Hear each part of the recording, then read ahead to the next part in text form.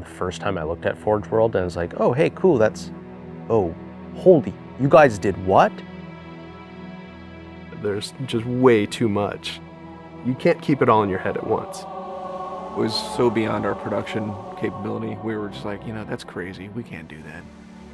I couldn't stop the artist who started creating it.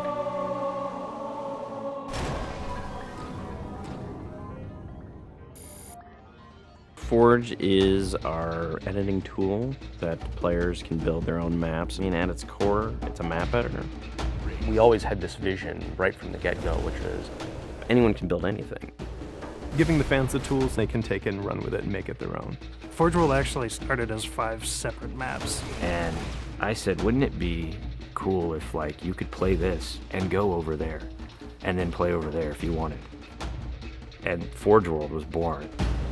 There were a lot of people telling us that, no, you cannot ship this as one big map. We have this awesome new automatically generated LOD system called impostering that makes objects that are really far away really cheap to draw. We're pushing what we can do with the Forge budget, so that lets us have many more objects up on the screen at once, which lets us put more objects into Forge.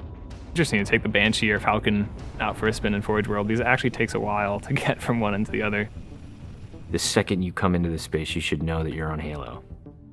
Our old friend, the Forerunners, come back because the Forerunners create all sorts of cool, interesting pieces of geometry. We wanted to give people a variety of locations that they could forge in a different way. So a gulch, an island, an interior, a very small outdoor pocket, and then the rock, which was kind of based off Ascension.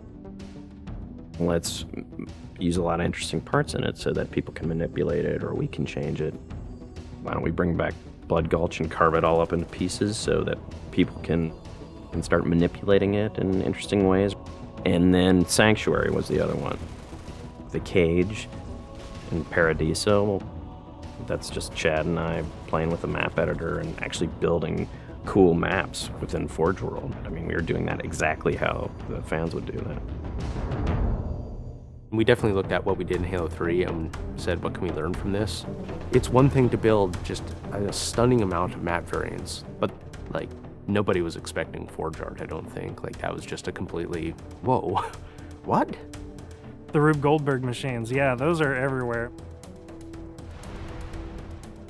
In Halo 3, it was cool that you could move things around, but it was still kind of clunky. And we're like, we have to make this better. What are some of the tricks that the community is using, and how can we make those not be tricks and just make those be tools? We took that stuff and made it like a real feature. There's normal, phased, and fixed. So normal is like Halo 3 style, it bumps into stuff when you let it go and it falls to the ground and moves around and stuff. And fixed is the same thing, except when you let it go, it stays exactly where it was. And then phased is the coolest because it means that while you're editing the object, it's not actually interacting with the environment. You can put it through a wall, you can put it, through other objects. Which changed everything for Forge, immediately. It's much easier to build a Forge space. There's snaps and rotates and degrees and units that you can move things. You can be very precise. The camera controls, it's actually really good for object placement because little touches on the stick don't translate into really sudden jumpy movements. And then we also have a fine editing mode. You click the stick in and then your camera starts moving very slowly. You're not spending 3 hours trying to get one block to line up directly to 3 other blocks. You can select individual objects and say, get rid of all the objects of this type. So if you're trying to get rid of all the spawn points on a map because you want to go and replace all the spawn points, you can do that.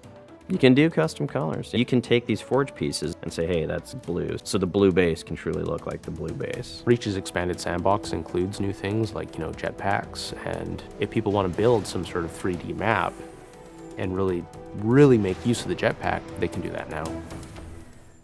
Custom game options and Forge go together like peanut butter and jelly. You're able to do things with game types that people might not even expect. My favorite example is King of the Hill, where the warthog is the hill. I'm super excited to see what people do with it when it goes out, because there's so much crazy stuff in there that's amazing. We are shipping maps on the disk that we made in Forge ourselves. So The tools are there. If you have the time and the talent, you can make it. The community is just going to outstrip us and spank us. With the new tagging system, you can save a forged variant, you can post it to your file share, and then you can say, sweet new map. Things that are good are downloaded by a lot of people and passed around to a lot of people, and that makes the really sweet stuff bubble up to the top. I'm looking forward to what the next big community game type is going to be. We realized that Reach was our swan song to Halo, and what better way to do that than to let people do what we've been doing all along, which is creating new cool maps. It's nice to go out with a bang, and this is a pretty big one.